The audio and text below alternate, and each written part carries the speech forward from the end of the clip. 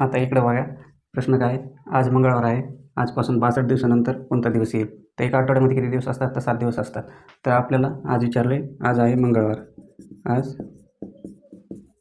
मंगळवार आपल्याला विचारले 62 दिवसानंतर. मग काय करायचं? 62ला आपण आठवड्यात किती दिवस असतात? 7 दिवस असतात, म्हणून 7नं भागूया. तर 7नं भागितलं बघा, किती जाते? 7 7 49, 7 8 56. उरतात किती? बाकी जेवढी उरल तेवढे आपल्याला दिवस. समोर आपल्याला विचारलं असेल तर समोर जायचं, आणि पाठीमागचा वार विचारला असेल तर पाठीमागे यायचं. आपल्याला काय दिवसानंतर, म्हणजे आपल्याला 6 दिवसानंतर कोणता वार येईल ते आपल्याला बघायचं आहे. आज कोणता मंगळवार आहे? म्हणून आपण बुधवार 1, गुरुवार 2, शुक्रवार 3, शनिवार 4, रविवार 5 आणि सोमवार 6. म्हणजेच 6 दिवसानंतर आपली जी बाकी राहिलेली आहे तर कोणता वार येईल? तर सोमवार येईल. नाहीतर दुसऱ्या पद्धतीनं जर आपण केलं तर 6 बाकी उरली तर आपल्याला एक वार आपण पाठीमागे जरी गेलं तरी पण आपल्याला उत्तर भेटतं. आज कोणता मंगळवार?